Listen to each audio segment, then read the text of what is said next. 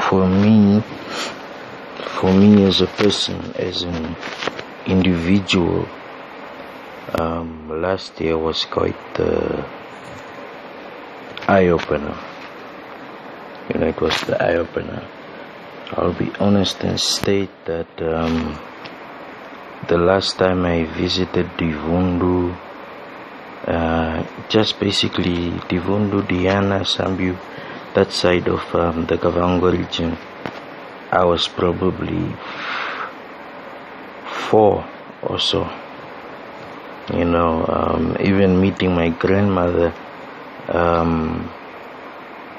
it was very heartfelt and at the same time embarrassing,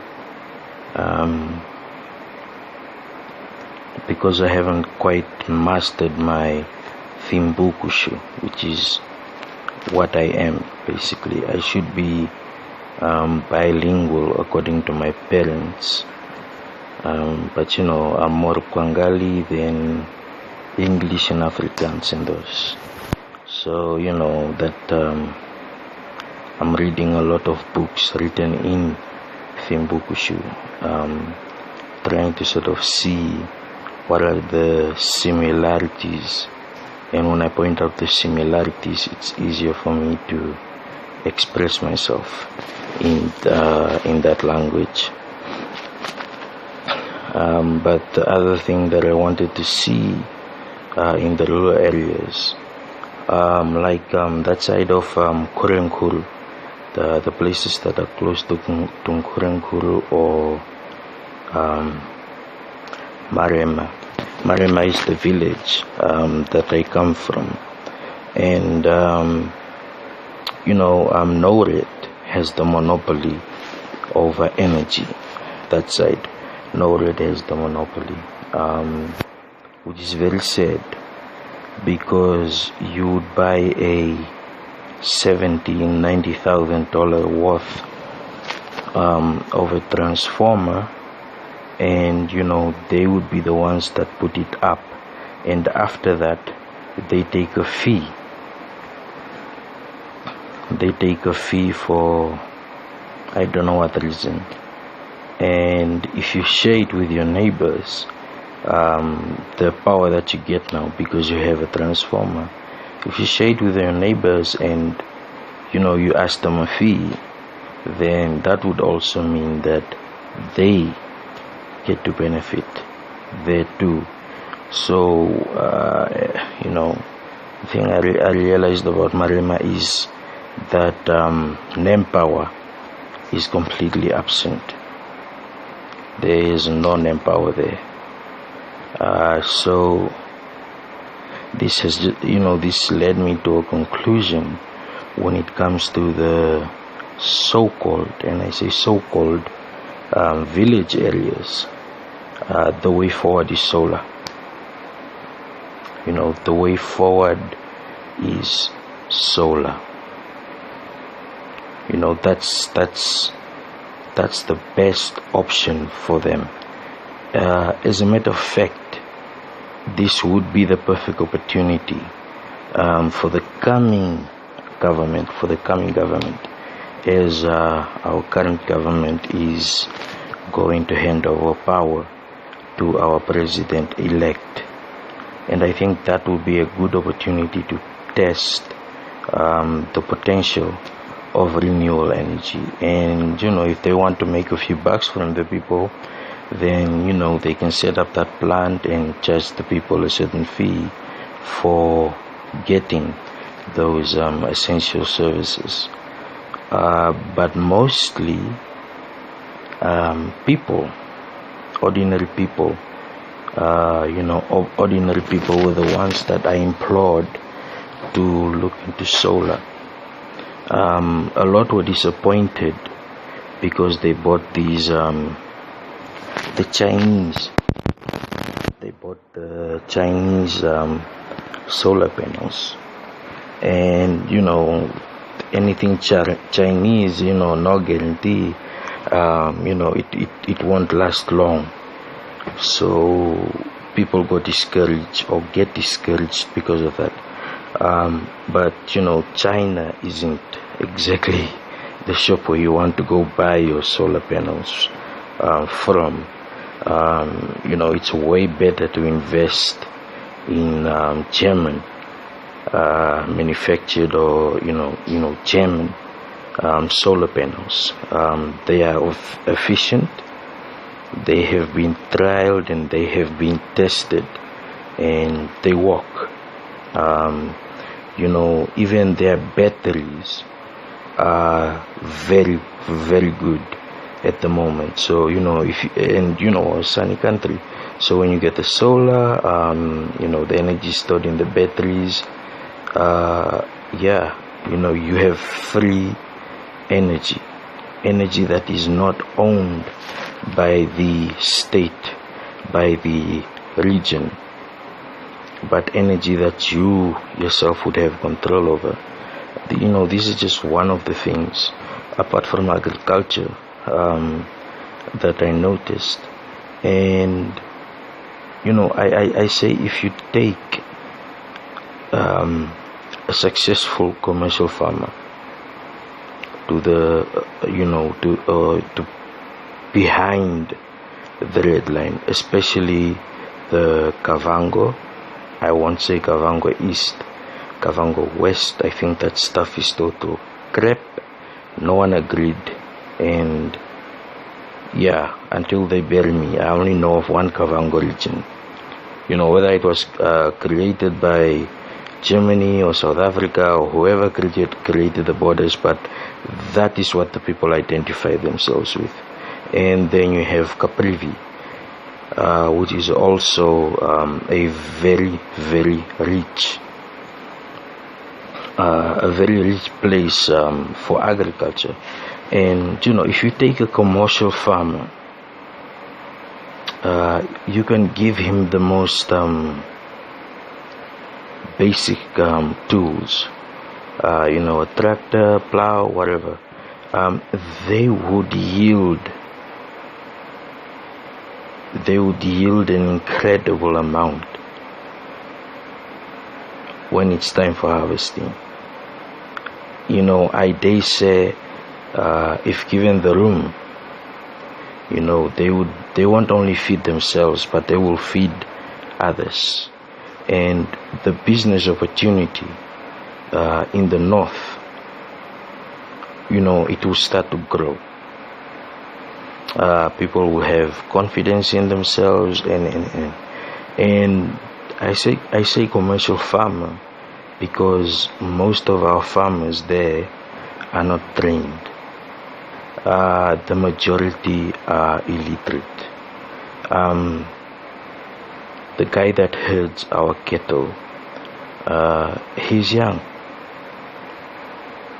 or he looks young, but either way I think he's young. At the most he's probably 19. When we went out, because we rotate the cattle, so when we went out to one of our posts where the cattle was set, I had conflicting feelings while everybody was talking about the cattle, vaccinations, bringing in new breeds and everything. My attention was just on that kid. Why isn't he in school? He didn't seem like a drinker to me. Okay, yeah, he is. I was told he's.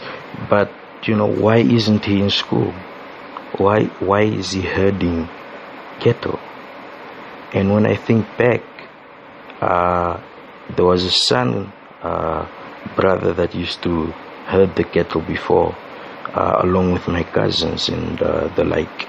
But that was only after they came, holidays. And when I look back, now I'm thinking like how much Ngame actually sacrificed. He is very good at trekking. He knows how to find water. Lord knows where. The guy would go out into the field and you won't hear from him for 2 weeks. He won't come back hungry, or he just knows the environment. most of the people that grew up in the villages, the so-called villages, they also have that. They have that knowledge about their environment, but I think they don't know how much wealth is there. And I'm not talking about riches, money. Money comes and goes, but wealth as in something that you can pass on to the next generation. And during my visits, a lot of family members and family acquaintances that I hadn't seen for a long time. This is now at Marema. They want committees for agriculture.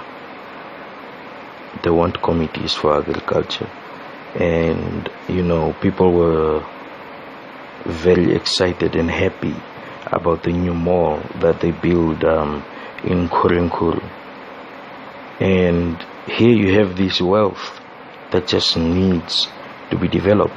So obviously when me and my cousin came back, we brainstormed and we came up with brilliant ideas.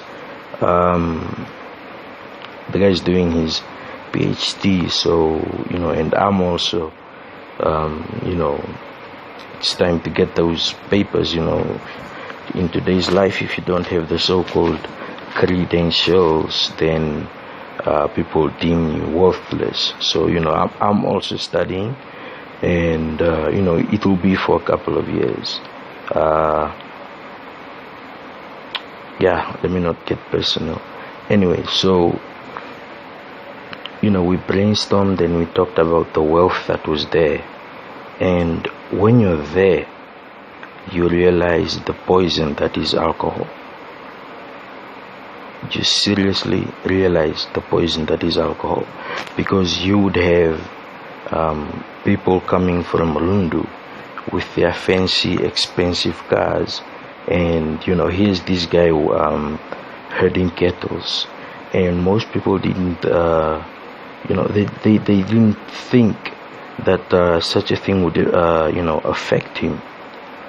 Like, this is my life. I'm a kettle header, full stop. Alright, and the next best thing to do when you're not herding cattle or whatever is to go drink. And I was there. It's $2 for a really, really big cup, and then they circulate it around the group. So if I compared that to a 750 ml of beer, the cup is equivalent to about 900 millimeters, and the amount that they drink, you can multiply the refills. Now you can multiply by 9, and the environment dictates that it's okay, as long as you're doing something, that it's okay to just drown away in alcohol. The good thing is that the people aren't really violent. Seriously, that was one of the few, very, very few places in the country that I saw people walking around at night freely. And when I say people, I'm talking about young girls. They were walking around freely. So it's not that the alcohol is bringing about some sort of the famous gender-based violence stuff. No, all of the people that I met were they were stable, apart from their alcoholism, and they are alcoholics at the moment. They are alcoholics. So it was really sad, and I needed to see from my father's family, from that side, how they are living, and that was even worse for me. my cousin was here, so we went back with my cousin, and we want to sit at the dock and just talk. And I was sort of giving him some words of encouragement and all that. But my aunt who passed away left orphans, and the husband basically decided, the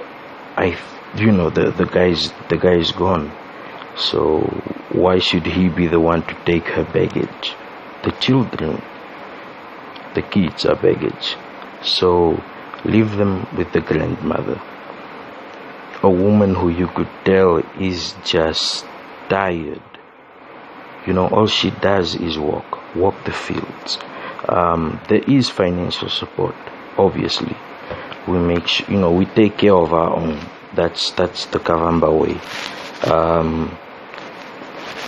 Even if we drove that Hyundai for how long, we made sure that we took care of our own, and we did so without involving ourselves in corruption and all of that stuff. So most people think about business when they think about the rural areas, which is why you have that mall at Nkurenkuru making poor people even poorer, which is why people have to buy their own transformers, putting people into debt. And you would hear a lot that someone got pensioned. They get their pension, and the first thing they do obviously is buy a transformer so that they can have electricity in their house. It's sort of a bragging right, like a fancy car, which it shouldn't be, because it's a basic need. So it vexes me how the government cannot see such things. The orphans get our family provides 10 times to those orphans as opposed to the government.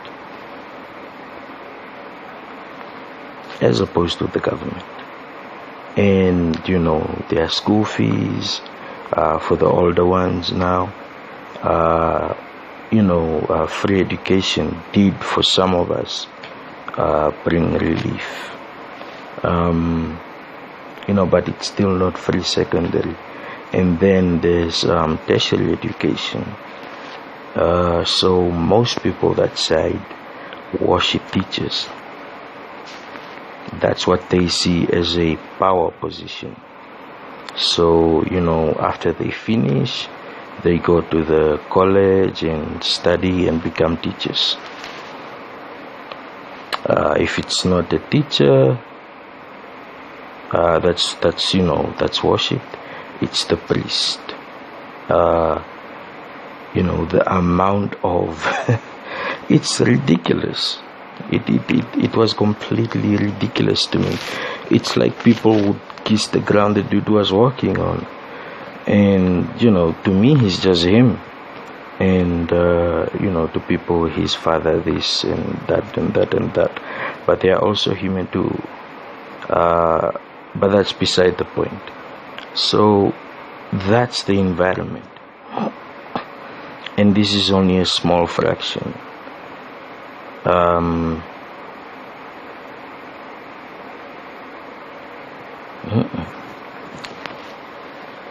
The government has failed the people, because the first thing that they are educated, they are very intelligent people, irrespective of the jabs that they get. They are actually very educated people, in the government. I'm talking about the higher ranking government officials. But greed plays a big role, as well as keeping up the tradition. And this is what I should have started with in the beginning, but never mind. Keeping up with the tradition that the village remains the village, and if you don't make it out, it's your own fault. That is completely wrong. It is completely wrong.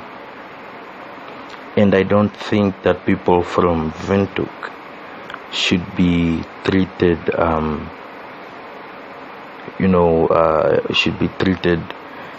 whilst the people in the so-called villages are neglected, because therein lies our wealth. Seriously, therein lies our wealth. Windhoek is running out of water now. Who will they run to? They'll try to drag their pipes from the north to Windhoek. They'll definitely try that, to keep up their luxuries, so that their swimming pools are not dry. So it's easy for me to talk. And it's easy for people that are comfortable to just brush it off. And it's easy for most people to think that there is nothing that can be done, while here is an opportunity for entrepreneurship.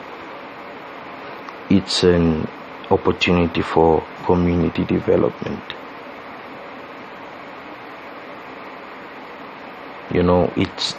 It's rich with potential that's overlooked because of retaining tradition. Because I read in a book that most Africans would buy a house in the city, a big fancy house, and he would have one hut back at the village, and he would consider that hut his real home. He would visit on occasion and so forth. And some of them want to retire and go back to the villages. So this is one of the developments that I am waiting for. How the people that have gained experience, Okuko Simba, how they can take that back. How they can take that back to the people, especially the ones that are respected in those communities. Because tradition, hierarchies, shut up while grown-ups are talking. So some of us don't have a voice, and we're not under party umbrellas. So it's just a crazy man ranting, or a crazy boy ranting. And the significance of party politics, it's one of the things that they don't only divide, but it's an enemy of progress. I think the more our government starts to speak the narrative of government as opposed to party, people will follow suit. It's not easy. It's not easy to sort of expose people to a different mindset and expect them to, take it all in all at once. No, it's like load shedding. Yeah, it's a system that has to work its way. It has to work its way chronologically. It has to start here and there and there, and this means engaging the people that have the voice that people will listen to, engaging them and having them then deliver this message to the people, because that's when they'll listen. Most of the time our governments speak to the people, they usually do it in the name of party and not in the name of government. And I think if we speak of in the name of government, our leaders should be inclusive. They should include themselves in their projects, because they are citizens too, after all. Right? You think priests are hailed. Imagine how how it was when the founding father visited Ukwangali. It was, people were so honored and hungry. And when I say hungry, I mean hungry for some sort of solution. That's why I personally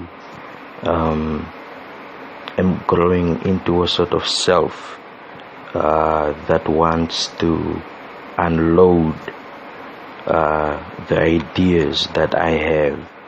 I've done a lot of theorizing. No, I don't write down when I theorize. I used to, there was a time that I used to write this stuff down on my wall, but I don't really now. So most of the time it's almost like meditating on these situations, because coming from me, and it happened personally. When I arrived in Rundu, there was this sense of who does he think he is, telling us, this is wrong or that is wrong, or he's looking for trouble where there is no trouble, or there were people that were, going back to college, to do their BTD, who were like, yeah, I'm going to go finish my BTD. Who the hell are you? So the dialogue gets lost in pride. The kind of pride that I have is not my own. It is not my own. It is it's proud of it's pride of a collective, and I think that's the most important. That's one of the one of the unifying forces that can be had, is having pride not only in myself, right, but having pride in my community. Like when I went to the village, my pride was to the community. I got there, and life goes on as it was or as it is. People were doing what they usually do, but there was a silent cry for change, some form of change, and not everybody is willing to dedicate their life to try and make agriculture work in the north. People run away from such concepts, and it's the younger generation that are taking the initiative to spearhead the growth of agriculture in the rural areas.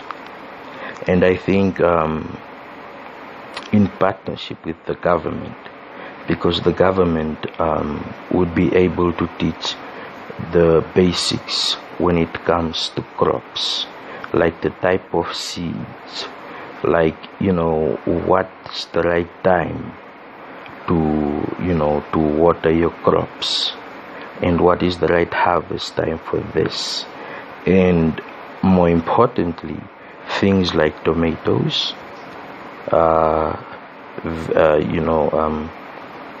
tomatoes, cabbage, red beet, potatoes, and just a lot of vegetables. Most of the places I observed, I didn't see these fruits. I think the village being seen as a tourist attraction, where tourists go to sleep in the lodge and afterward they go to explore and see how these Namibians walk. I find that disrespectful.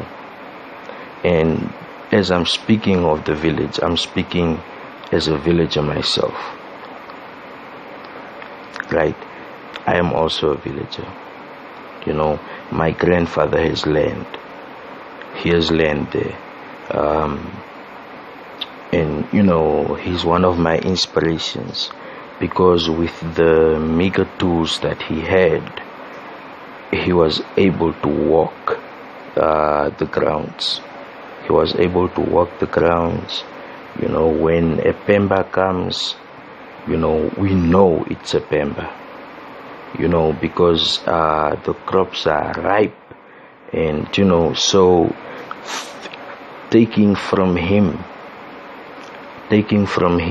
and applying the simple knowledge of season change, of drought resistant crops. And the beauty of all this is that there is an entire river where water can come from, straight out of the river, filtered. The filtering won't even cost a lot. It's pretty easy to filter the river's water, because it's constantly flowing. It's not stagnant, it's constantly flowing. So when I think of the future of Namibia, I think of the future breadbasket of Namibia, and I think this is high priority. This is something that needs to be done as soon as possible. It is one of the ways that as citizens and us as a country will be able to emancipate ourselves from unnecessary imports and from unnecessary pricing of vegetables and fruits.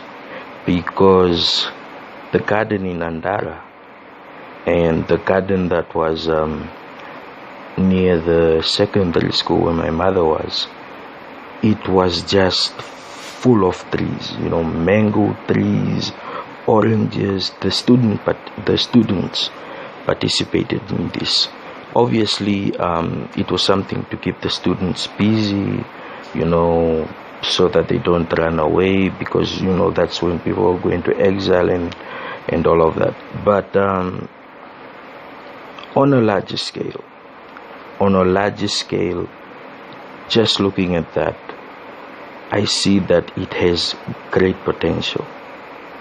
So when we speak of investment, and when we speak of internal investment, and when we speak of poverty reduction, we cannot let out food, right? If we go back 1,000, 2,000 years ago, people were not buying food in the supermarkets. And nowadays there's this perception that you have to sort of, you have to be a doctor, a lawyer, a teacher, or a priest, as opposed to being a farmer. And the importance of farmers is not really stressed loudly enough.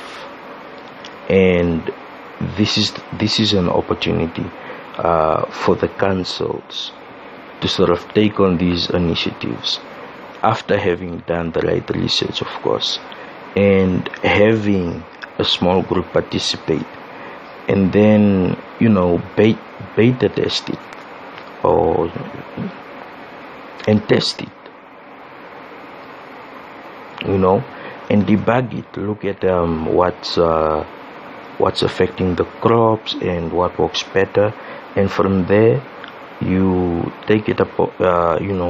You make it a mass industry, and this potential is there. Like we call it it's part of one of my grandfathers, on my grandfather's land now in the village, from my father's side, obviously. There is Kadare. Now Kadare is sort of like it's across the road, and there are lots of nearby wells. When you if you take a shovel, and I'm talking about during, say, the drought season, if you take a shovel and you go to Kadare, it's big, it's like a huge area. If you take a shovel and you start digging, 1, and you dig again, 2, and you dig the 3rd time, water actually comes up. That is how fertile our land is. So let's not forget why we were colonized to begin with. It was because this wealth, our land, something that cannot actually depreciate, someone else saw the value that others didn't, and then took the opportunity. I mean, it led to bloodshed in most African countries. I think that's a testament of how important it was, because it wasn't only about power. It was about money and all of that, but money based on what the land could produce. So agricultural projects and solar energy should be one of the 2 milestones to drive these communities. And after that, like I saw people are already collecting grass and storing it in case of an impending drought, as well as when you cut it and you don't cut it completely, the grass will regrow, right? So some things are no-brainers.